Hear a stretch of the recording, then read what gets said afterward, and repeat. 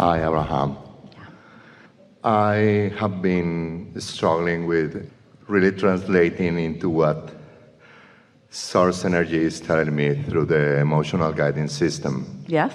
Like 4 months ago, Why are you calling it a struggle? because maybe somehow the intellectual system is conflicting with the emotional guidance system. That's a common thing, but play it down. Don't make a big thing about it. Don't you think your emotions are more noticeable to you than they used to be? They are heightened. We talk about it in San Diego in an event. You put me on the chair, Yeah? and how that emotional guidance system like 10 years ago got heightened. Yeah. And it's getting really stronger each day. But Well, is that a good thing? it's, Are you telling us you have no control over your thoughts so that you're having to endure a lot of negative emotion?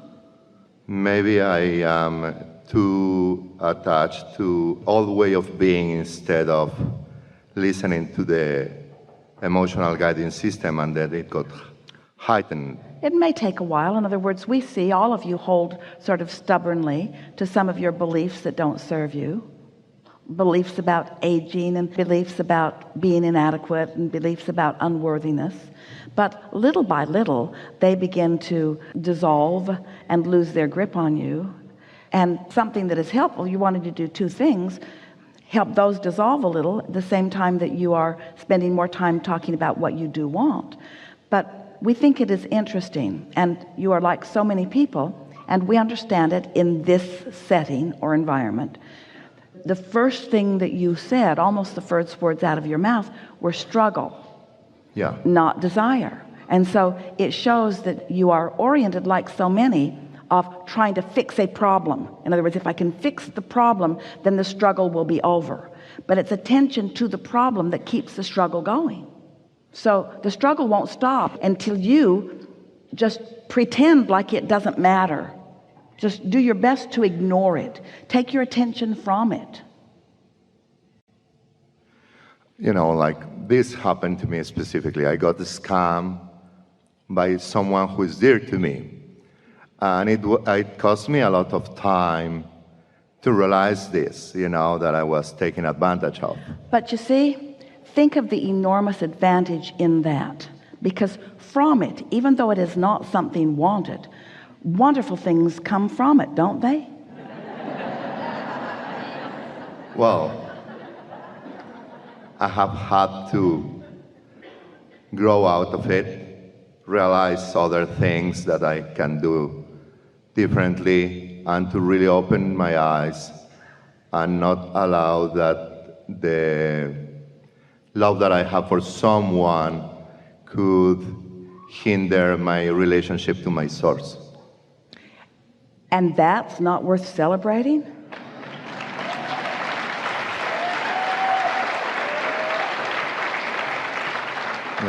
Yeah. That was so beautifully said and beautifully understood.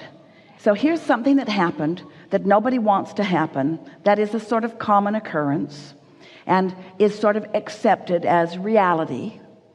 And then a deliberate creator has it happen to them, and it makes you question a little bit.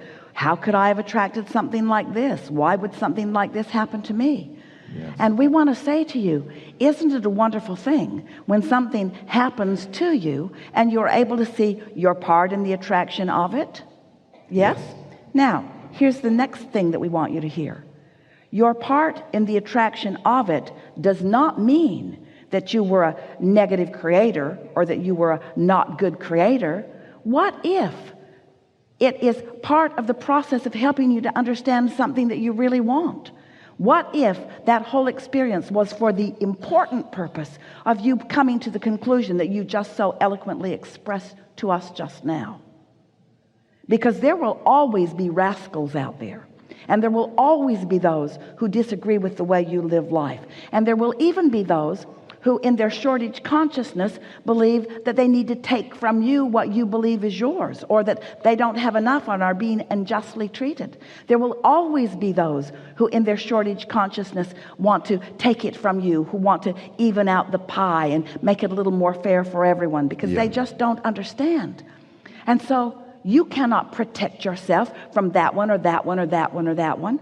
And you cannot take your eyes from them either, because they exist. They are sort of rampant among you. They are everywhere. But you don't want to be in this guarded stance. Instead, you want to be in that compassionate stance. And by that we mean, you know that they exist. You accept their existence. You even understand some of their thinking and why they do what they do. But in your alignment with Source, which is what you just talked about, you're able to see them and love them just the same, because they bear no threat to you. They bear no threat to you. They pose no threat to you.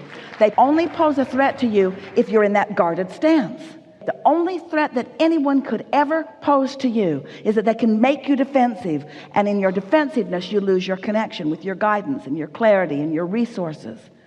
We've been talking a lot about this receptive mode.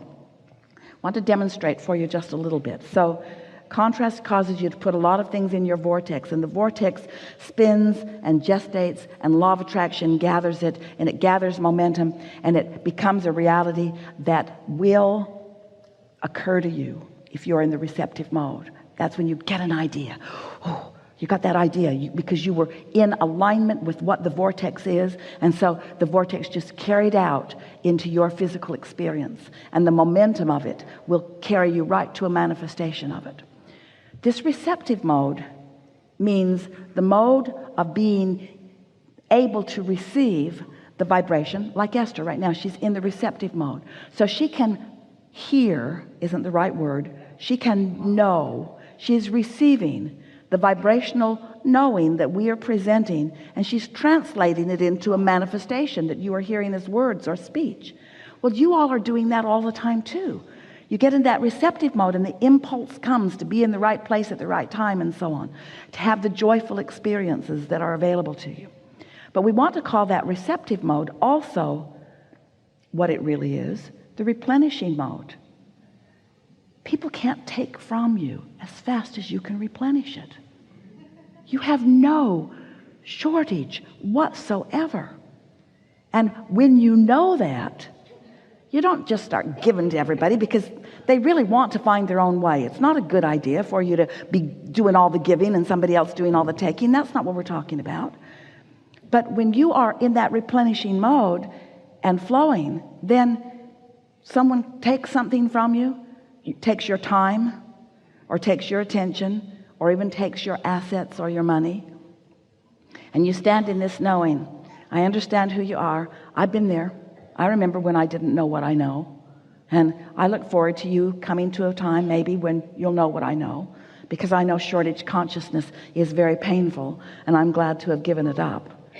But now I'm in the replenishing mode, and I know that this resourceful universe will yield to me all that I will allow. There's a stream flowing to me of ideas that will lead to manifestations, and as I tap into that, it's just uncanny how clever the universe is in guiding me to the resources and the abundance and the blessings that are for me, that are for me, that are for me, that I and others put into my vortex, that have been gestating, that are just for me. They've got my DNA in them. They are encoded for me. They're vibrationally mine to claim and only mine to claim. No one can get into my vortex and take it from me, but I can deprive myself of it by worrying about you taking some dollars from me. I can deprive myself of my vortex and all the abundance of it, of all of the clarity and good timing and wisdom, and all of the millions and millions and millions and millions and millions and millions and millions and millions of dollars that are flowing to me, that will be a manifestation one day, unless I freak out and get upset about the paltry little stuff that you took from me in your ignorance of law of attraction. I don't damn you and I don't blame you. I understand you because I was there, but I don't do that anymore. Really good. I have other question. Is it short? Yes. I want your advisor to see if it's true what I'm feeling. Yes. You know, It is. I used to sing, and sing mainly Barry White songs. Can you imagine what his singing voice sounds like? From the beauty of his speaking voice? Thank you. But I realized this during a time, how I was using my hands and somehow spreading or channeling energy, healing energy for the people while I was doing this. Yes. And people used to come to see me because they have realized that this guy can heal while he's singing and how he's using his hands. I got a little afraid and, embarrassed about this, and I stopped doing this. Then I came back to do this. Now more, owning it more and more. Leave it as it is for now until you gain the confidence that you're wanting, and then follow what inspiration comes to you. And let your knowledge of what it feels like when it flows through you be the thing that you're focusing on just for a little while. No question about it. It's something to flow and something to enjoy. Not something you're assigned to, not something you're supposed to do, not something that you need to do. Let it be something that you want to do. Line up with that. Yes? Just let it flow. Yeah, can't stop it. Can't stop it.